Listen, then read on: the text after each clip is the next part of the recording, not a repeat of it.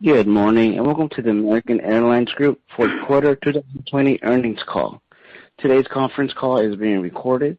At this time, all lines are in a listen-only mode. Following the presentation, we will conduct a question-and-answer session. To ask a question during the session, you will need to press star 1 on your telephone. And if you require any further assistance, please press star 0. And now, I would like to turn the conference to your moderator, Managing Director of Investor Relations, Mr. Dan Cravens. Thanks, Victor, and good morning, everyone, and welcome to the American Airlines Group fourth quarter 2020 earnings conference call. Joining us on the call this morning, we have Doug Parker, our Chairman and CEO, Robert Isom, President, and Derek Kerr, our Chief Financial Officer. Also on the call for the Q&A session are several of our senior executives, including Maya Lieben, Steve Johnson, Vasu Raja, Allison Taylor, and David Seymour. Like we normally do, Doug will start the call with an overview of our quarter and the actions we've taken during this pandemic. Robert will then follow with some remarks about our commercial and other strategic initiatives. After Robert's remarks, Derek will follow with the details on the quarter and our operating plans going forward. After Derek's comments, we'll open the call for analyst questions and lastly, questions from the media. Before we begin, we must state that today's call does contain forward-looking statements, including statements concerning future revenues, costs, forecasts of capacity, fleet plans, and liquidity. These statements represent our predictions and expectations as to future events, but numerous risks and uncertainties could cause actual results to differ from those projected. Information about some of these risks and uncertainties can be found in our earnings press release filed as an 8-K this morning, as well as our Form 10-Q for the quarter ended September 30th, 2020. In addition, we will be discussing certain non-GAAP financial measures this morning, which exclude the impact of unusual items. A reconciliation of those numbers to the GAAP results is included in the earnings press release, and that can be found on the Investor Relations section of our website. A webcast of this call will also be archived on the website. The information that we're giving you on the call is as of today's date, and we undertake no obligation to update the information subsequently. So thanks again for joining us, and at this point, I'll hand the call over to our Chairman and CEO, Doug Parker. Thank you, Dan. Thanks, everybody, for being with us. Before I begin my prepared remarks, I want to preemptively state that we will not be commenting nor answering questions on the recent activity in our stock price. As a rule, we don't speculate on the day-to-day movements in our share price. We'll stick to that rule today. But we do have a lot that we do want to talk about. So I'll get us started, and then Robert and Derek will add some more, and we'll take questions after that, as we always do. Look, 2020 was obviously an incredibly difficult year, but we couldn't be prouder of what the American Airlines team accomplished in the face of extraordinary challenges.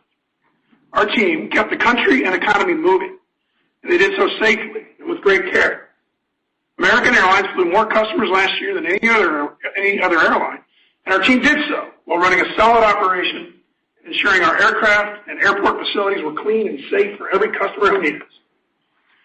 The year ended on a high note with the extension of the payroll support program. This positive outcome is the result of the company and union leadership working arm in arm to bring PSP2 over the finish line. It's clear that great things come about when we raise our voices together for the greater good. We're, of course, also grateful to our elected officials who recognize that the airline industry plays a vital role in the recovery from the pandemic. We talk a lot about best days here at American. We use that term to describe moments that make American truly unique and why our team believes it's the best airline in the world. December 24th was that best day for me. We welcomed back all of our furloughed team members and reinstated their pay and benefits. Thanks to our tremendous support teams working around the clock, we were able to deliver thousands of colleagues their first paycheck in months. It's easy to forget that a lot happened in 2020 on top of navigating a pandemic. Yes, we took aggressive steps to permanently lower our costs, increase our liquidity, and care for customers in ways we've never seen before due to COVID-19. But we also accomplished significant milestones, like entering into groundbreaking new partnerships and reaching a new joint collective bargaining agreement covering our fleet and maintenance colleagues. And just last month, we seamlessly returned the Boeing 737 MAX to commercial service. We'll talk more about these accomplishments shortly. As we sit here today, I can unequivocally state that despite every challenge thrown our way, I've never been prouder of a company in my entire career. The American Airlines team and our industry is incredibly resilient, and this past year has proven that. As we turn our attention to the year ahead, 2021 will be a year of recovery. There's still a lot of unknowns, of course, when or how quickly demand will return. Make no mistake, it will return. The good news is there are vaccines. And while it will take some time for them to be widely distributed, progress is being made every day, and that's encouraging. We don't know exactly when we may return to prior levels of demand. What we do know is that we're prepared to withstand the ongoing crisis irrespective of how long the recovery takes. We ended the year with over $14 billion of total available liquidity. And more importantly, we've used this opportunity to make America much stronger. When the recovery does occur, we'll be prepared and even better positioned than we were prior to the pandemic. And we'll do so by taking care of our team, our customers, and our company. On the team front, we're proud of the progress we've made, especially in 2020. This crisis has brought the American team together and strengthened the relationship between management and our union partners in incredible ways. Since the onset of the pandemic, we've been meeting with our unions every 2 weeks to discuss the company's response to the crisis and our path forward. And we stood side by side as we worked to advocate for PSP and PSP2. And while we made the difficult decision to furlough 19,000 team members last fall, we prepared for that reality in a way that was cooperative and collaborative with our union partners. Our hope is to expand on what we've accomplished in the past year, knowing that together we can be the best in the industry at advocating and caring for our team. For our customers, we're doubling down on operational excellence. Once we're back at full speed, we're positioned to run the best airline American Airlines has ever run in terms of operating reliability. We've reset our network to focus even more on our strongest and best performing hubs and migrated to a much simpler, more modern fleet. We've talked before about efficient growth in Dallas, Fort Worth, and Charlotte, and that work is now done. We continue to modernize our facilities at Washington Reagan and improve the connectivity of Chicago O'Hare, Phoenix, Philadelphia, and Miami. And we're building a much stronger network than we had before. In addition to the inherent strength of our hubs, in 2020 we established new and innovative partnerships with Alaska and JetBlue that will make us stronger on the West Coast and in the Northeast. We've also done a lot over the past year to make American a much more efficient airline. We had a truly unique opportunity to shut down the largest airline in the world and rebuild around our strengths. This enabled us to bring forward and accelerate a number of efficiencies in 2020 that were originally planned for the longer term. And we are passionately pursuing those efficiencies as we recover through 2021. Derek will elaborate on this in his remarks, but two of the best examples are the permanent retirement of more than 150 aircraft and 5 different aircraft types, and a 30% reduction in our management staff. We believe the efficiencies we've built into the business will drive more than $1.3 billion of permanent, non-volume related, non-fuel related savings in 2021, and of course beyond. So in summary, we could not be more proud of the work the American Airlines team has accomplished over the past year. We're very well positioned and feel great about where American is going to be as demand returns. With that, I'll turn it over to Robert. Thanks, Doug, and good morning, everyone. I'd like to also thank the entire team for their tremendous efforts in navigating an exceptionally challenging year. Supporting our team members and customers was paramount in 2020, and it continues to be a priority as we move into 2021. We continue to expand our pre-flight COVID-19 testing to make travel easier, including pre-flight testing for certain international destinations and at-home testing for travel to all U.S. cities requiring negative tests. In the fourth quarter, we began the rollout of a digital health passport, Verify, so customers can easily confirm testing and COVID-19 travel requirements and streamline airport check-in. This tool is now available for travel to many international locations and for travel in the United States. Starting today, customers also will have the ability to use Verify for travel to the U.S., to the U.K., and Canada, as we will continue expanding our use of Verify this year to open up international travel in key markets. With cleanliness and safety top of mind, last month we were pleased to achieve STAR certification from the Global Biorisk Advisory Council for our entire fleet of aircraft and for our Admirals Club lounges. This is a testament to the effective cleaning, disinfection, and infectious disease protocols we put in place over the past year. As customers return to the skies, we've taken a number of steps to give them flexibility and confidence when they book with American. We have eliminated change fees on most domestic and international itineraries, and fees for mileage reinstatement on canceled award bookings, domestic same-day travel standby travel, and reservations booked by phone. We also made it easier for top-tier customers to earn Advantage Elite status, paused mileage expiration through June 30th, 2021, and extended 2020 status into 2022 for all members. Each of these efforts is predicated on our philosophy that American Airlines should be the easiest airline to do business with, and we'll continue delivering on that commitment as more people return to flying. On our fourth quarter revenue was down considerably versus 2019, 64% year over year. But we saw improvements compared to the third quarter when revenue was down 73% year over year. The momentum we saw heading into the fourth quarter was tempered by the surge in COVID-19 cases and the increased travel restrictions in many parts of the country. As we have done throughout the pandemic, we responded by making close-in adjustments to our schedule while maximizing the connectivity of our network. It is a testament to our team that our fourth quarter passenger unit revenues were by far the best in the industry. We will continue to be flexible and match our future capacity with observed booking trends while playing to the strengths of our hubs in the parts of the country where travel demand is the greatest. On a year-over-2-year basis, we currently expect our first quarter system capacity to be down 45%. The recent CDC order to require a negative COVID test for entry into the U.S. has had an impact on our international bookings. Though many countries and hospitality providers are planning to make testing available to travelers, the timing and scale of these efforts remain unclear. Given this continued demand volatility, we will remain as flexible as possible and match capacity to demand. Our ongoing engagement with leisure operators will pay dividends as we head toward a recovery. I want to acknowledge our sales team and entire customer organization for their work.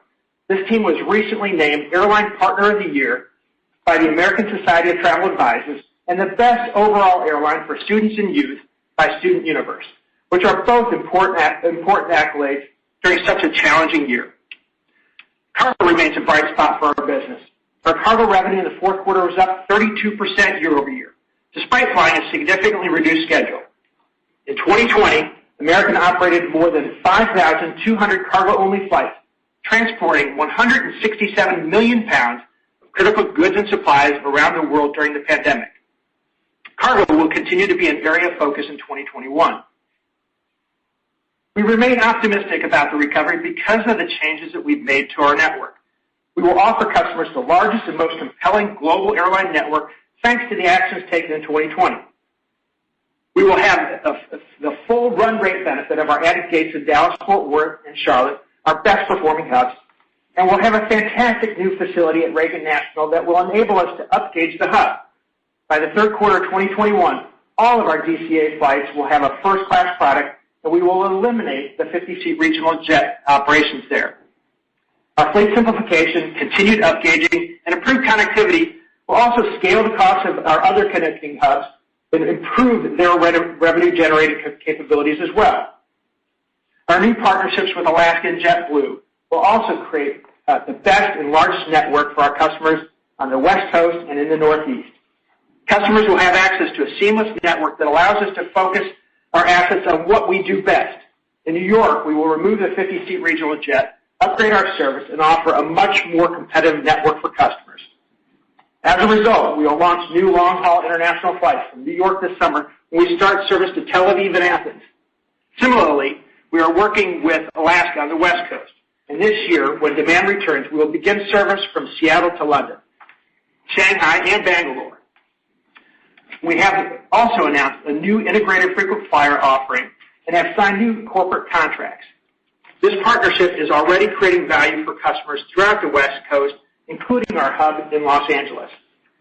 Lastly, while we anticipate international demand will be slower to recover, we will use our strength in Latin America and our partnerships to create a leading international network.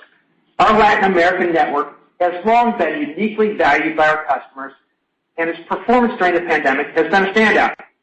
Despite near-term demand volatility, we expect Latin America to recover sooner than the rest of our international network, and we will continue to offer customers the largest and most comprehensive network in the region. We have rationalized many parts of our transatlantic and transpacific networks during the pandemic and integrated more deeply with our partners. As an example, through our partnership with Qatar Airways, we've been able to leverage Doha as a global connecting hub, which has opened up many new markets for our customers. As demand recovers, we anticipate leveraging these partnerships to start flights and increase global connectivity even more. We believe the structural changes we made in 2020 will enable us to produce industry-leading revenues on lower expenses through a focused customer proposition, broader network, and a smaller fleet. We will continue to adapt our business to customers' needs, and we'll keep working hard to make sure that they have peace of mind when they travel. And with that, I'll turn it over to Derek. Thanks, Robert, and good morning, everyone. Before I begin my remarks, I would also like to thank our entire team for their tenacity and resilience throughout the pandemic. While 2020 was certainly a financially difficult year for the airline, the collaboration, teamwork, and sheer grit our team demonstrated was impressive. This morning, we reported a fourth quarter GAAP net loss of $2.18 billion, or $3.81 per share. Excluding $32 million of net special non-operating items, we reported a net loss of $2.21 billion, or $3.86 per share. For the full year 2020, we reported a GAAP net loss of $8.9 billion, and excluding net special items, we reported a net loss of $9.5 billion. Robert talked about what we're seeing with the revenue, so I'll focus my remarks on the cost side of the P&L. Through aggressive actions, we have reduced our fourth quarter total operating expense, including net special items, by 37% versus 2019. We remain focused on aligning our costs with capacity while preserving the maximum amount of flexibility to respond to customer demand. We have accelerated several of our long-term efficiency plans, and as Doug mentioned, we are on track to permanently remove at least $1.3 billion from our cost structure in 2021 and beyond. At the end of the fourth quarter, we had approximately $14.3 billion of total available liquidity. Costs were flat from the third quarter to the fourth, and we continue to see a positive trend in our daily cash burn rate, which improved from approximately $44 million per day in the third quarter to approximately $30 million per day in the fourth quarter. The reduction was due to revenue improvements on higher capacity. As a reminder, our definition of cash burn includes $8 million per day of regular debt, principal, and cash severance payments.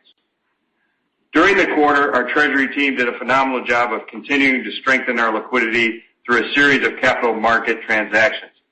We raised approximately $1.5 billion of incremental cash through 2 equity transactions to strengthen our balance sheet composition. And we still have $118 million left on our previously announced at-the-market equity authorization. I would like to take this opportunity to specifically thank our recently retired treasurer, Tom Weir. Tom has been an invaluable member of our team for more than 20 years. His expertise will be missed, but I am confident our new treasurer, Megan Montana, and her team will pick up right where Tom left off. During the quarter, we took delivery of 10 737 MAX aircraft, and we expect to take another 7 this quarter. These aircraft were built while the MAX was grounded and were efficiently financed through sale-leaseback transactions. Also, as a reminder, we reached an agreement with Boeing to secure deferral rights on 8 of our 2021 MAX deliveries and all 10 of our MAX deliveries in 2022. We have deferred 5 of these aircraft to date, and as I mentioned last quarter, to avoid exercising additional deferral rights, we would need to see substantial improvement in the demand environment. As Doug discussed in his opening remarks, as we look ahead to a recovery in 2021, we are passionately pursuing the initiatives we have put in place to make the airline more efficient when we are back to a normalized demand and capacity environment. Like all airlines, our planning begins with our fleet. As we have mentioned on previous earnings calls, we have worked hard to rebuild our fleet into one that is simpler and much more efficient to operate while offering our customers a consistent and improved product and experience. As part of that process, we have retired more than 150 older, non-core aircraft, including 5 total fleet types, lowering our average fleet age to 11.2 years, the lowest of the U.S. network carriers. Not surprisingly, the aircraft that we exited were the least cost-efficient aircraft in our fleet. With only 4 mainline aircraft types remaining, we will see improved aircraft utilization and operational efficiencies in the back half of 2021 through the increase in gauge, reduction in inactive aircraft, including spares and maintenance allocations. Additionally, we have further accelerated our seat harmonization project and now expect the entire project to be complete by the end of 2021. When this work is done, we will have a more consistent product with more premium seats, larger overhead bins, and in-seat power. These projects will provide significant opportunities to not only improve revenue production, but also lower our unit costs now and well into the future. As a result, when demand conditions improve, we could eventually reach 2019 levels of capacity with approximately 10% fewer aircraft. We will also have a more efficient workforce on the other side of the pandemic. We reduced our management size by a third, resulting in an estimated $500 million of permanent cost reductions. For reference, that would drive more than an entire pre-tax margin point on our total revenue base for 2019. Beyond that, we have implemented $700 million in additional labor efficiencies that have been incorporated into our plans going forward. These include, but not limited to, optimized staffing plans and the utilization of technology to be more efficient across our operation. For many of our work groups, these initiatives will allow us to achieve the best productivity levels that we have seen in years. Many of these projects would have come to fruition over time, but due to the extraordinary circumstances in 2020, we took the opportunity to accelerate and implement these efficiencies as part of our future foundation. As we look to the first quarter, there continues to be a tremendous amount of uncertainty with bookings. Stubbornly high COVID-19 cases and more stringent travel restrictions continue to constrain demand. And as a result, we expect the first quarter demand environment to be very much like the fourth. As Robert noted, we expect capacity to be down 45%.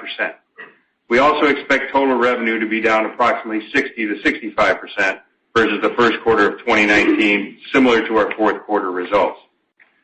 When this flat revenue performance is combined with known cost pressures from higher fuel, restoring pay to our furloughed workers, and volume-driven expenses, we expect our first quarter pre-tax earnings, excluding special items, to be lower than the fourth quarter.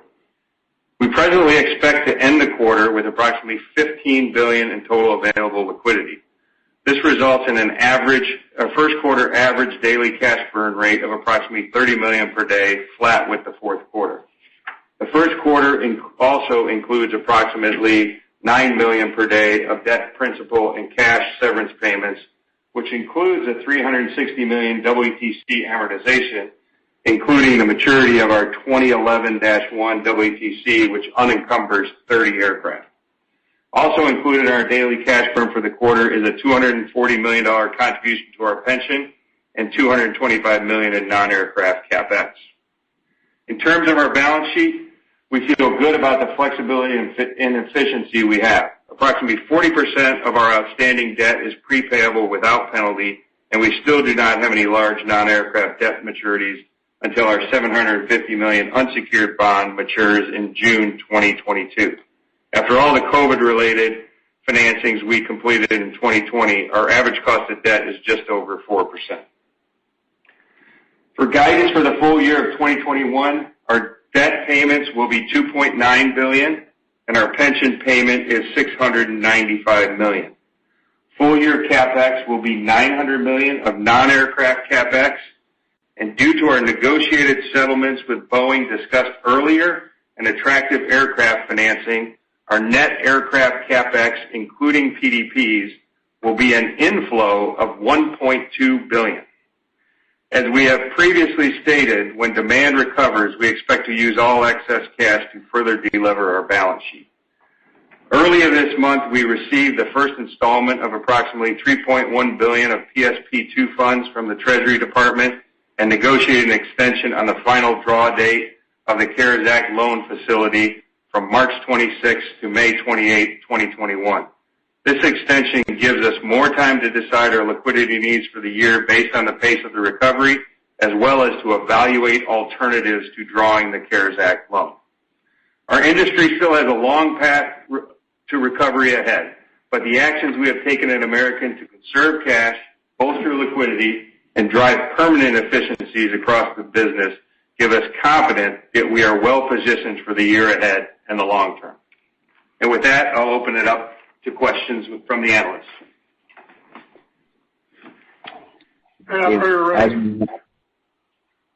As a reminder, ladies and gentlemen, to ask a question, you will need to press star 1 on your telephone. And to withdraw your question, press the pound key. In the interest of time, please limit yourself to one question and one follow-up. Please stand by while we compile the Q&A roster. And our first question will come from the line of David Vernon from Bernstein. You may begin. Hey, good morning, guys. I'm wondering if you could help us frame what the cost actions you guys have taken and the efficiencies that you guys have pulled forward through this crisis. Frame how we should be thinking about EBITDA margins in a your perspective from a 23 or maybe 24 level. You know, if you think about the $1.3 billion of non-operating cost takeout plus the efficiencies of the fleet, if we get to revenue levels that we saw in 2019, where should we be thinking the EBITDA margins will shake out at that point? Yeah, hey David, it's Doug. Really hard, of course, to project what 2023 margins are going to be without knowing what demand is going to be. So the easiest way, I think, for us to answer that is to tell you the $1.3 billion, as we described, is real sustainable. You know, I think another way of stating that is if we were starting 2019 right now with this fleet and with this lean of an organization, this lean of a management team, our earnings in 2019 would have been $1.3 billion better. Now, I mean, you care about that because since then other things have happened. We've added debt,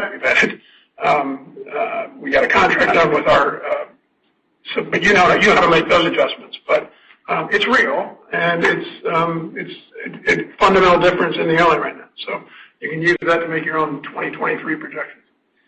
Yeah, I realize it's difficult and nobody knows what demand is. I guess in our conversations with investors, it feels like people are framing, you know, your earnings power off of a 2019 base, when it sounds like with the fleet changes you're making and with the cost reduction actions you're taking, that's too low of a starting point.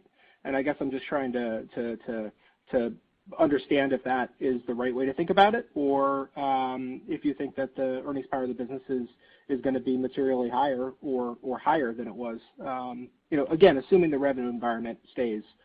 Right. Again, like 2019. Yeah, David, I'm with you, and I appreciate the question. It's really hard to figure out a margin because it's so dependent on revenues. But to answer your question, to the extent people are modeling 2023 with whatever revenue assumptions they want to do, if you didn't know that American Airlines is going to be $1.3 billion more efficient, you should build it into your models. If you already suspected that, you don't have an adjustment to make. But that's where we are. Those are real differences in the way this company is now structured versus where it was in 2019. All right. Thanks for the time. Thanks, David. Thank you. Our next question will come from the line of Savi Syth from Raymond James. You may begin. Hey, good morning, everyone. Just, if I might, on the cost side of things, can you provide any color on like 1Q21, what you're expecting on the OPEX side, including, you know, what might be temporary because of PSP2, and just follow up on Doug, your comments, the response to David. I think, are you basically saying, you know, that the 2019 capacity, you should see $1.3 billion less in kind of non-fuel OPEX out of the system? Is that a fair way to look at it? Yes. Yeah, and Savi, to the answer, I mean, the one number that we do know is the number added back to salaries is about $300 million, which is the amount of money that we will have higher salaries due to PSP2 coming back. The other is volume. I think fuel price is definitely up. You know, fuel price, and we gave you a 45% capacity. So I think if you can't calculate where the price of fuel is now and that capacity increase, that fuel should be up right around $300 million where the curve is today. And then we have a little bit higher regional expenses because we're growing the regional a little bit by about $100 million. So those are the three key things. The rest is just depending on volume of growth that we have over the fourth quarter. That's helpful. All right. Thank you. Thanks, Holly. Thank you. Our next question will come from the line of Mike Lindenberg from Deutsche Bank. You may begin. Yeah. Hey, two here. I guess Robert and Doug. Robert, you sort of alluded to the fact that the new testing requirement that went into effect, I guess, earlier this week, it was obviously having some impact on, maybe bookings to from, Latin America, Caribbean, et cetera. What's thoughts on, I know that the administration this week floated the possibility of domestic testing, and I can't get my arms around that, and I'm not even sure if the airports would be able to facilitate it. Maybe it's an at-home type product, and it sounds like maybe you are gearing up for that given what you're doing sort of behind the scenes. Can you just talk about that and whether or not that would even be feasible? Hey, Mike, it's Doug.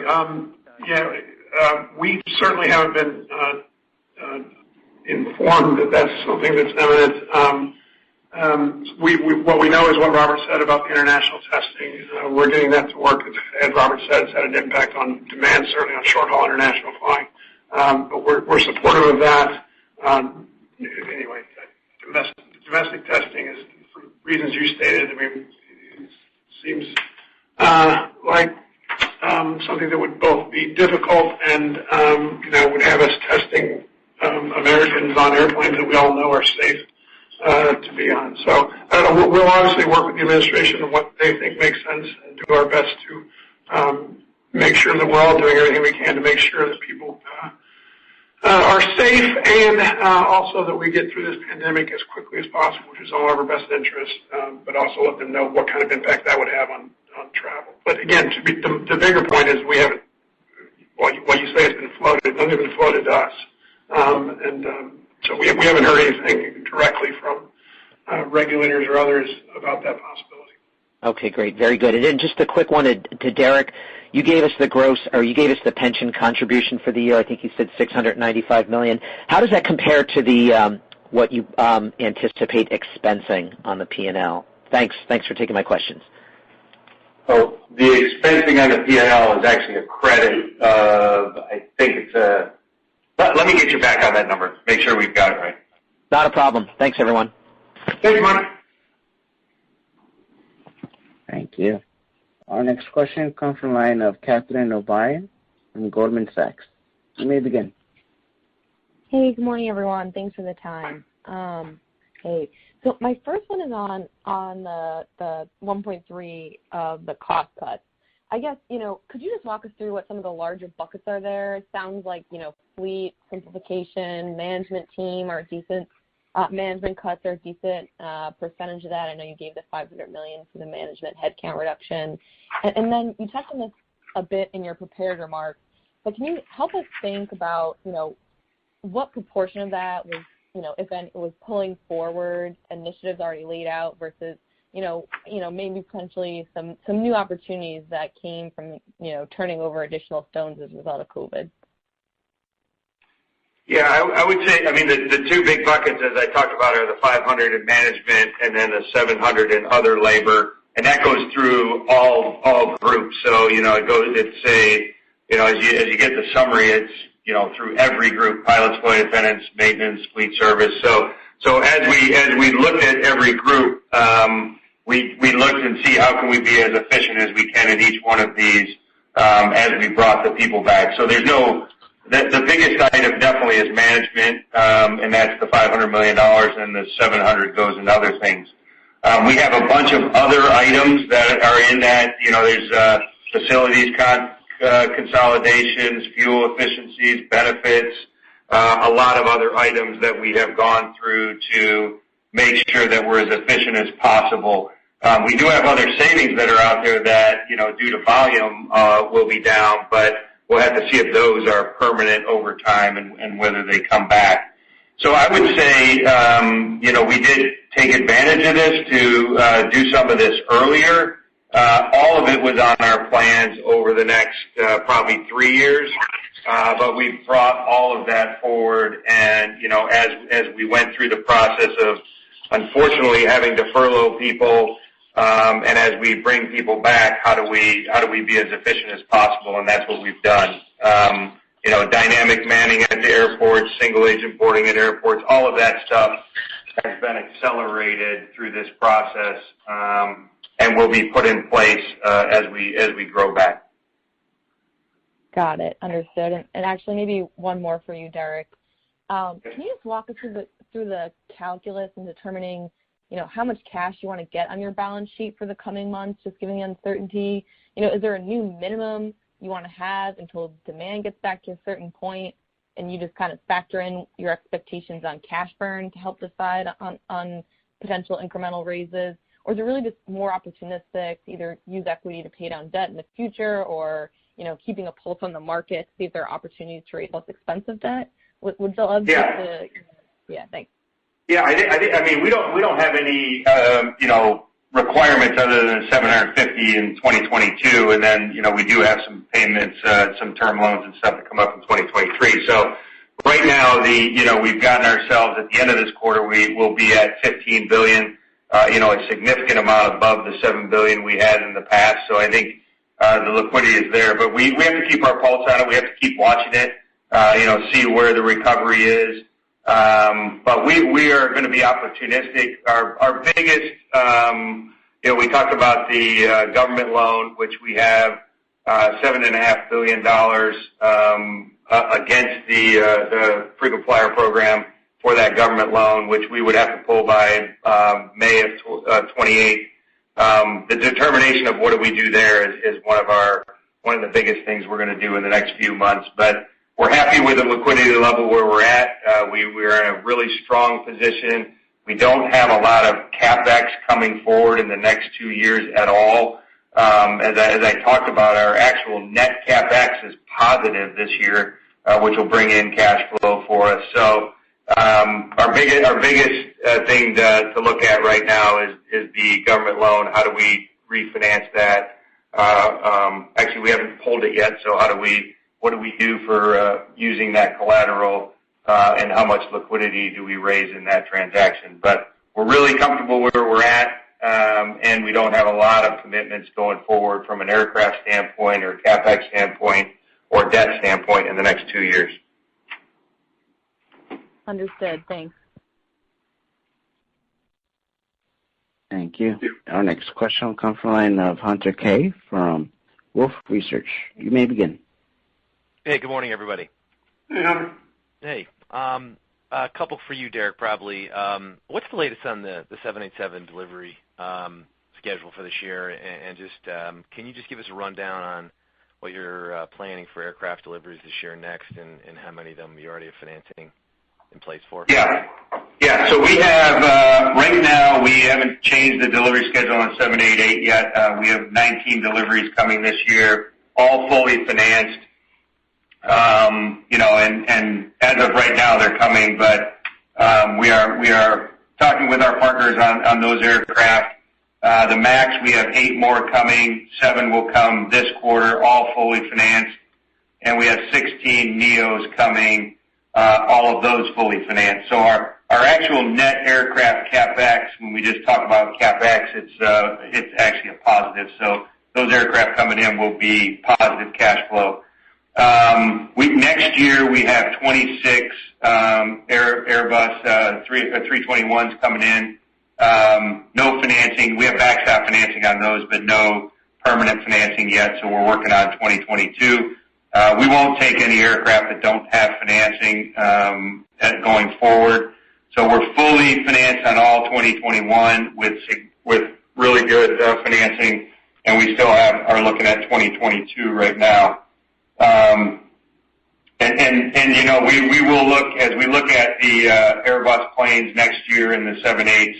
We'll continue to look at those aircraft as we talk to manufacturers. Super helpful. Thanks, Derek. And then just two sort of quick cleanup ones. Interest expense. Can you help me out with that this year and next would be great. Even 23 if you want to take a stab at it. And then when does your blackout period end? Thanks. I'll get you number 2. Blackout period ends today or tomorrow. Okay. And I'll get back to you on the interest expense numbers. Okay, great. I'll wait. Thank you. Our next question will come from the line of Dan McKenzie from Seaport Global. You may begin. Oh, hey, thanks. Good morning, guys. Question on corporate demand. The broad view is that it's permanently impaired, and I'm just wondering if you can elaborate on the latest conversations with your corporate travel managers, what that path to recovery might look like. I'm pretty sure there's no airline planning for 50% permanent decline in the spend, and I'm thinking Americans got some share shift here, but I'm just wondering if you could just help us connect the dots on this part of the recovery story. Yeah, hey Dan, this is Vasu. I'll start into that. Look, the reality is corporate travel demand is down. It is 5 to 10% of what its historical levels were. And though we are very optimistic that it will return as vaccines are distributed, the timing, the speed, the rate of that is unclear at best. But also, as important as that is, the thing to really never forget, and I mention this a lot, I'll do it again here, is the power of the network business, right? For us, the primary value we create is when we create more origin and destination markets for customers, that creates more value for them, and that results in them paying us more for that product. And indeed, what we see right now is that 50% of the revenue that we're drawing are from origin and destination markets, where really American Airlines has the best network, or in some cases the only travel option. And indeed, the yields in those markets are 50% higher than in markets where our product is the most commoditized and a ton of different carriers can provide the O&D. So that's a huge degree of leverage in the business because, of course, the big thing we have going for us is that we can move our capacity around. And so in a world where corporate travel is slow to come back, and we should expect that it is, what we've really tried to do is make the airline as limber as possible so that we can go and create as much connectivity where there is travel demand. And that, in some cases, though, we are taking leisure, we're taking it in some cases where our origin and destination network is uniquely advantaged versus other airlines. And the yields that we see in those O&Ds are materially higher than what we can generate, even from what business travel is there and really commoditized O&Ds. Yes, thanks, Vasu. We're staying really close to our corporate travel managers and their risk management team to give them all the information they need to feel comfortable to get their travellers back on the road. And Hank and team spend most of their days doing that and building confidence in travel through information and communication. We also stay very close to GBTA and the other large associations who provide great communication to these travel managers. A little early to say, but as you saw some of the surveys coming out from GBTA, they did indicate the back end of 21 for the start of corporate travel. Thank you. Oh, yeah, thanks for the perspective. I guess just following up on that, I'm wondering if you can elaborate a little bit more on travel passport initiatives. What countries are you focusing on initially for adoption? And, I appreciate that it's early, but, is there a read on, what it's going to take for these, for countries to get a little more comfortable with this idea? Maybe COVID metrics or, what might they want to see? Luckily, we've got great partners. We don't do this alone. So working with tourism bodies or our hotel partners, we've been able to stand up very quickly in 90-plus markets testing. And, of course, we have our Verify Health Wallet that provides all the documentation to say, yes, you're ready to travel. You've got a tick here, you can go. And actually, as an example, Dan, on Tuesday, with 1,000-plus travelers coming back from Cancun to the U.S., everyone checked in and boarded successfully and had their negative test. So we've been able to facilitate this through communication with our customers and being very proactive with our notifications and calling customers directly and working on the ground across every station led by Jose Fred, who's done a great job making sure that on the ground we're ready to help our customers. I see. Thank you. Appreciate it. Thanks, man. Thanks, Alan. Our next question will come from the line of Jamie Baker from J.P. Morgan. You may begin. Hey, good morning, everybody. Very thorough call. Most of my questions have been answered. But, Derek, you disclosed being able to achieve 2019 capacity on 10% fewer aircraft. Would you be able to express, the capacity base that would be required to get you back to 2019 ex-fuel CASM? Apologies if I missed that in your prepared remarks. Capacity base, meaning number of aircraft? No, ASMs. And if 2019 is even the correct base to be using, that's just sort of become the industry standard at the moment. How much capacity do you have to operate to get back to 2019? No, all we're trying to do is, obviously we're not back to those levels yet, and we don't know when we're going to be back to those levels. All we're trying to do is equate to the fact that if we did get back to 2019 levels, we could do it with a significant amount fewer aircraft, because we don't have to add a bunch of aircraft to get to those levels. Our spares are down, our maintenance allocations are down, the MAXs come back, which were down in 2019.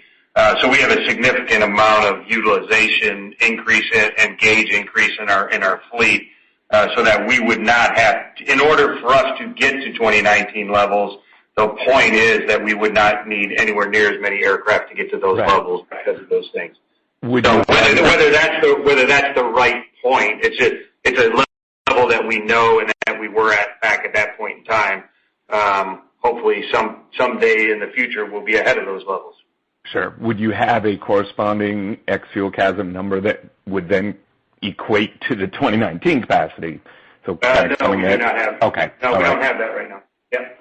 And second, I came into the call, Mark and I, also curious on, what the net proceeds of PSP were going to be, and I think, you answered this in response to Savi's question. So is the $300 million in incremental labor the only thing we net out, or were there any other additional operating costs? That's what you would net out. Okay. All right. Thank you very much. Take care.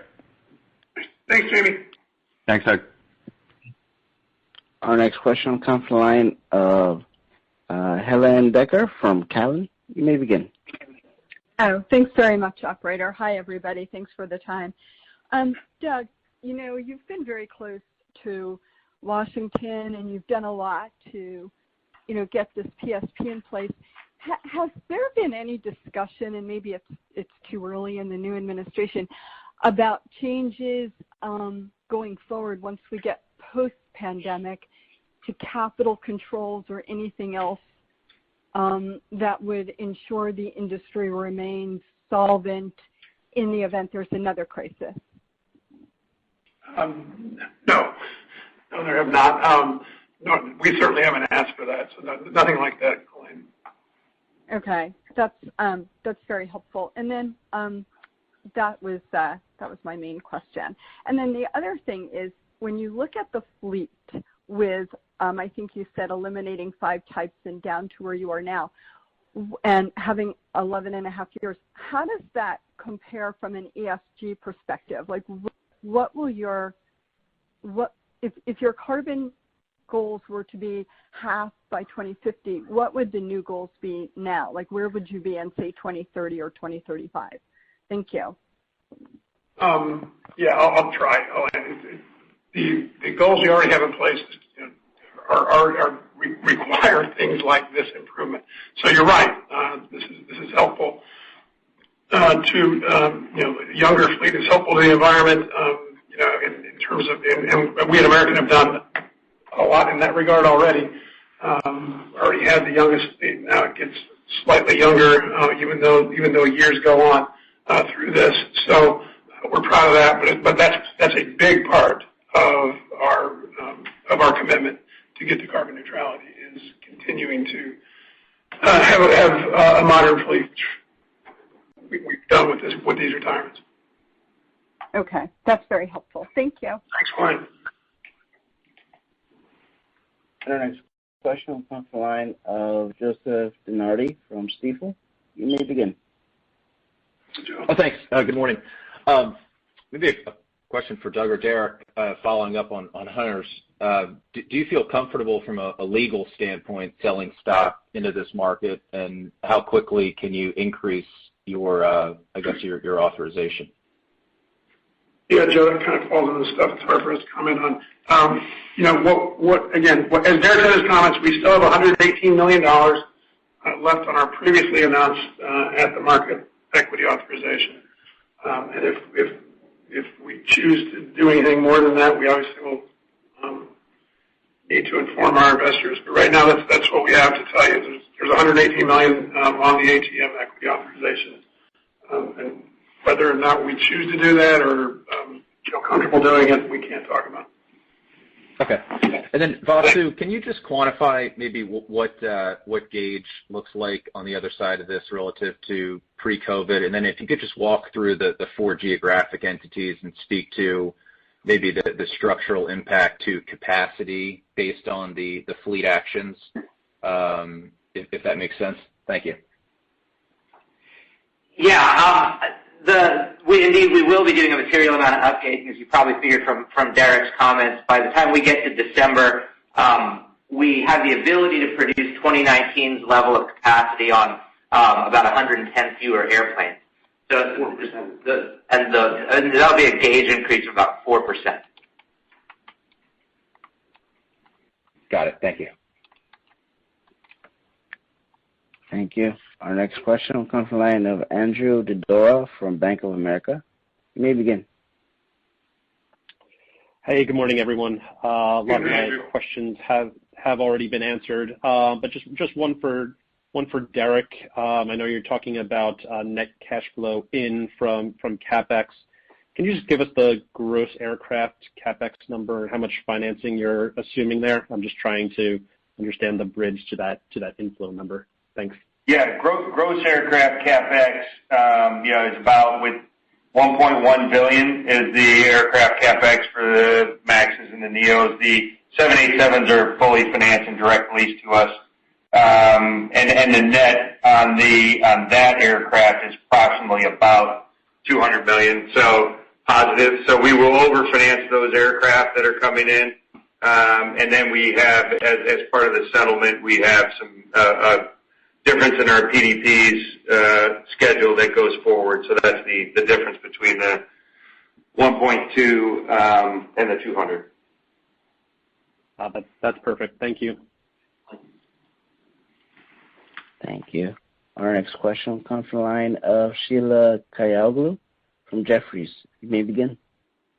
Hi, it's actually Scott Forbes on for Sheila, but I was wondering if you can maybe elaborate a little bit more on the fleet. I mean, you removed 150 aircraft from the fleet. You're going to come out of this with the youngest fleet among the network carriers. I mean, can you talk about maybe how that plays into your planning for the recovery with route structure and how you're thinking about the competitive environment post-COVID? Yeah, this is Vasu. Indeed, as you've gathered from my remarks, we'd be able to produce similar level of capacity much more efficiently than what we could before. It doesn't necessarily mean that we'll do so. That's all going to be a function of demand. But a lot of what you see is really in the schedules that are out there flying right now. The strongest parts of our network, all of our core connecting hubs in Charlotte, Chicago, Dallas, Phoenix, Miami, Philly, will continue to be that way. And indeed, with larger gauge airplanes, we can operate there much more efficiently, right? We can scale their expenses on more seats, but also by having fewer departures in there, it's a more efficient and reliable product. We're shoving fewer and fewer departures through the airspace. The biggest parts of our network, as Robert mentioned in his opening remarks, that we have struggled in are really shored up through our partnerships with Alaska on the west and JetBlue in the northeast. And through those, we anticipate the combination of those partnerships plus larger gauge airplanes and a more efficient fleet will enable us to go and do things like take 50-seat regional jets out of those markets, which are uniquely high cost, but also really challenged airspace. And so at large, we can go and provide more connectivity into the system, provide a better, higher quality network for our customers, and do it in a much more efficient way than what we would have done in 2019.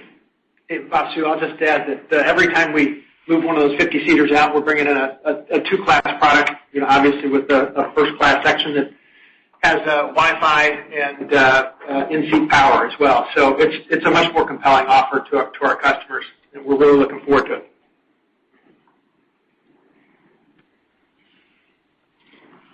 Great. Thanks, Scott. Thank you. And at this time, we would like to give the media a moment for questions. if you'd like to ask a question, please press star one. Once again, media, if you'd like to ask a question, please press star one. And our first question will come from the line of Mary Schlagenstein from Bloomberg News. You may begin. Mary? Mary, your line is open. Sorry, I was on mute. Thank you. Hey, Doug, I know you were a little hesitant to talk about demand further out into the summer, but I'm wondering if you could talk about what you guys are seeing now in terms of spring break demand. Do you expect that that's just going to be a non-event, or do you see travel demand peaking up a little bit maybe around that period? We'll let Vasu give you that, Mary. Thanks. Yeah. Hey, Mary. Good to hear from you, Vasu. And look, what makes demand forecasting so uniquely challenging in these times is that 75% of our booking curve happens inside of 45 days. So really, so much of spring break is kind of a question mark right now, and there's different tailwinds and headwinds for what might happen with demand there right now. What we have seen, as Robert mentioned in his comments, is that since there have been more restrictions on international travel, our international bookings have roughly halved in the last 7 days versus the first, call it, 2 weeks of January. It remains to be seen how much that trend holds. Certainly, a lot of the of travel partners out there are working hard to go bring testing online. And so we'll see how that goes. For us, the biggest thing is to remain as limber as possible in how we plan the airline, and we'll continue to do that through the first quarter and beyond. Great. Thank you very much. I had a quick follow-up. I noticed that you guys mentioned the DOJ and the Attorney General of New York looking into the JetBlue Northeast U.S. Alliance. I'm wondering, there have been some others filing objections to that, and I'm wondering if your expectation is that you may have to gear up for some kind of a second round of review by the DOT, or having to go to greater efforts to get that thing finally in place? Hey, thanks, Mary. We'll give you Steve Johnson for that one. Hi, Mary. How are you doing today? Let me start by saying that both the Alaska and the JetBlue alliances that we've announced are profoundly pro-competitive and create enormous benefit for consumers. And that's why we like them. That's why we did it. And that's why we're so excited, and our partners are so excited about implementing those. But as you know, the Department of Justice has, over the last, 12 or 13 years, looked really hard at all of the agreements between airlines, including all the mergers, taken a really good look at those, and that's what they're doing in connection with our JetBlue alliance. That investigation is going to continue. My suspicion is that they're going to allow it to be implemented and see and take a look and determine whether the benefits that we promised actually do materialize. And if they do, I think we'll be fine. Hey, Mary, the only thing I'd add to that is that we are working very ardently, both AA and all of our partners, to deliver on exactly that. And we anticipate in the first quarter we'll be rolling out some pretty comprehensive frequent flyer and connectivity code share for the customer. And in second quarter, we anticipate being able to start ramping into new markets such as Tel Aviv and Athens, and certainly with JetBlue start the process of deeper schedule integration. Great. Thanks very much. Thank you, Mary. Thank you. Our next question will come from the line of Alison Sider from Wall Street Journal. You may begin. Hi. I was wondering, if there's been any discussion yet about what will happen after March 31st with the employees that have been recalled. If you're able to say yet whether they'll be able to stay on, or if there's discussion at this point about another round of government aid. Thanks, Allie. Anyway, to state the obvious, April 1 is approaching and demand hasn't gotten much better by then. So we're definitely going to need to address this unless demand starts to pick up. We we're already talking to our unions about things we might be able to do. Anyway, nothing really to report yet, other than what we had hoped, which is that demand would have picked up, maybe not so much by April, but into the summer, so that we would be ramping up for the summer. Hasn't happened yet. So we find ourselves with April 1 approaching, being concerned about this, and our unions being concerned about it. So we'll work with them. I know our unions are already talking to the administration and Congress about this. With the current proposal for stimulus to be included in there, and we would obviously be supportive of that.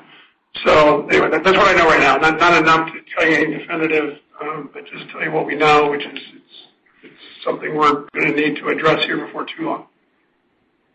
Thanks. And on the management side, I know you mentioned just the cost savings of all the reductions in staff on the management side. But I guess, do you worry at all at some point about brain drain? Is it hard to recruit new people into the airline, just given the state of the industry right now? Yeah, we're certainly not worried about brain drain. We got an amazing team here, and frankly, those that are here are engaged and doing amazing work. And if anything, we find ourselves working, more efficiently and better together, just because there's not enough. There's not enough people to be doing inefficient things. So I feel really good about where the team is right now. We certainly have issues, like all companies do in these times, to make sure we're doing the right things to keep people engaged and retained. But so far so good. We really have an amazing team in place that's working better together than I think we ever have, and we'll do everything we can to make that continue. Thanks. Thank you, Ellen. And our next question comes from the line of Dawn Gilbertson from USA Today. You may begin. Hi, good morning, everyone. Two questions. The first one for you, Doug. Why, I know this proposal was just floated, but I'm unclear, and you're not the only one who has said this, why you support international testing on flights but not domestic. And my second unrelated question, I'm not sure who it's for, is can anybody give any color on what you're seeing at international airports, especially in Mexico and the Caribbean, in the first few days of the international testing requirement, any problems that have cropped up, anything you've had to do differently? Thank you very much. Yeah, I'll take the first one and give Robert the second one.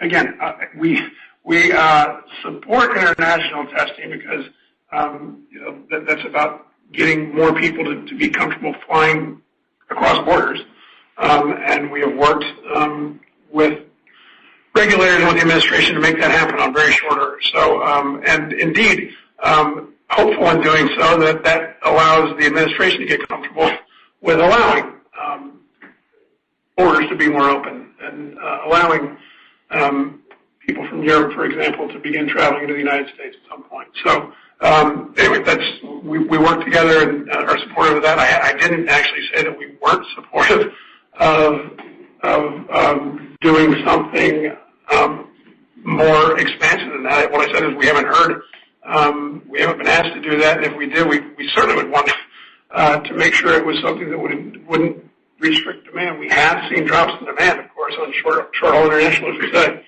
And anyway, so we need to work with the administration to see what, if indeed, there are any thoughts about doing something, for having, Americans fly within America.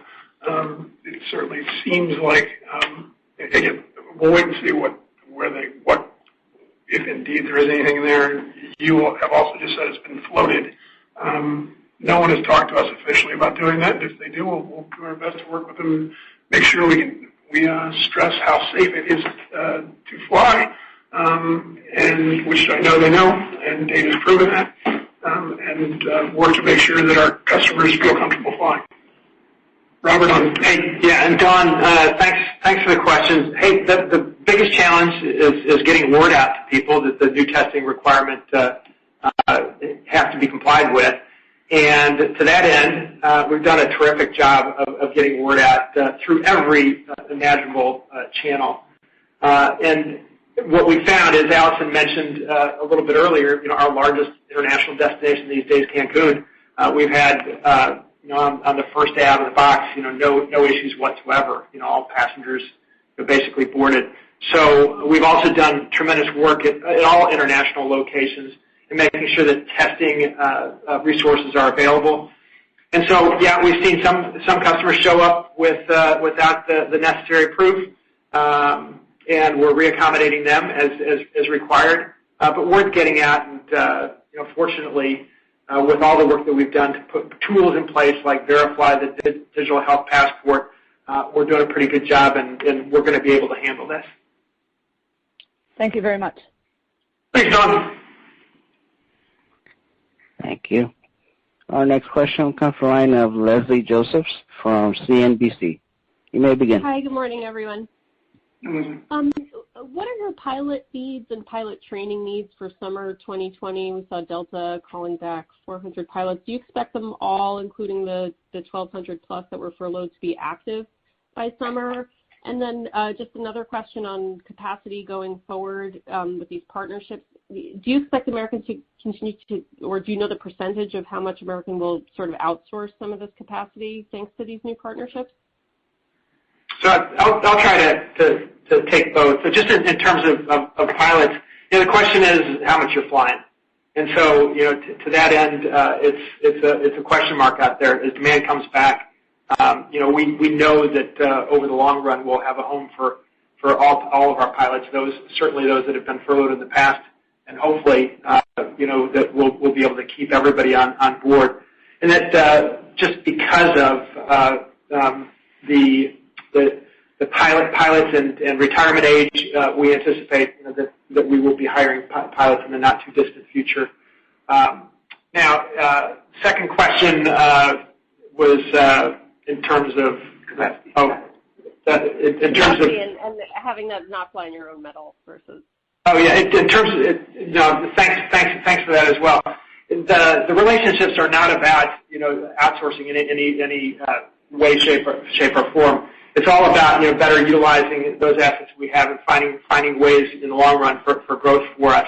And these partnerships are really creative in that sense, and that they're going to be able to allow American Airlines to do what it does best, both domestically and internationally. So prospects in terms of the work that we do for the long run is very, very bright.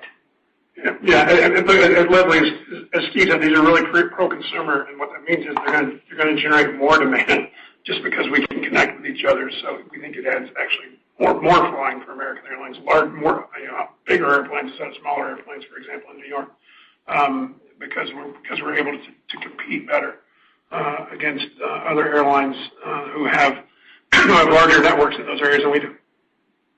Okay, and just one follow-up. Do you have any expectation of how long American will be so domestic-focused versus its pre-pandemic global network?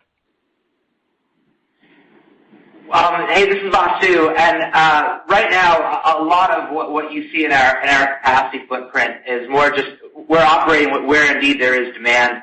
And if you go look out there in March schedule, certainly February and March schedules, you'll see that the Latin America network that we're operating is indeed, in many cases, larger than what was there before the pandemic, because that is a place where we see demand, and per Allison and Robert's comments, a place where we see a lot of testing getting stood up pretty quickly. And so for us, international will really be a function of coming back. The international bring back will be really a product of where demand is and how fast testing can get ramped up. Okay, thank you. Thank you. Our next question will come from the line of Tracy Rucinski from Reuters. You may begin. Hi, good morning. Hi. So given the strong rise in shares this morning, are you planning an equity offering or anything to delever the balance sheet? Yeah, Tracy, we said at the start of this call we can't comment on the recent stock price movement. What we did say is that we have $118 million of authority on a previously announced after-market equity authorization. As to what we might do in the future, we just can't talk about. I apologize. I messed that up. That's okay. Okay, thanks. There's a lot going on right now. Thanks, Tracy. Thanks. Bye. Our next question will come from the line of David Koenig from the Associated Press. You may begin. Hey, good morning, everybody. At the risk of maybe rephrasing something that you were kind of getting at in Mary and Dawn's questions, I wonder if you can talk about how much travel restrictions, including what we saw from the U.S. this week, how the travel restrictions are changing your view about the pace of recovery this summer. And then secondly, what impact would you see if there is a testing requirement for domestic flights? All right, David, I'll try again. So first off, travel restrictions, again, on international has resulted in a reduction in demand for international travel. But as we've said a couple of times now, we expect that to improve as it becomes easier for people to get those tests, which is happening already. So it certainly has an impact on demand when customers need to present a positive test to travel, and we've seen that particularly on the short-haul international travel, things like Mexico and the Caribbean, non-U.S. Caribbean destinations. As it relates to any other travel restrictions, things like mask mandates.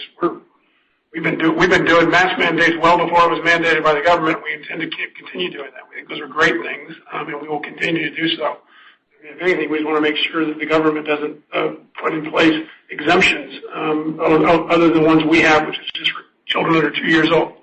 So we're huge proponents of mask mandates, huge proponents of what the administration is trying to accomplish, and that's what we've been asked to do so far. If we're asked to do more, we'll do everything to impress our desire to let everybody know we have a shared objective, which is to get the pandemic behind us as fast as we can.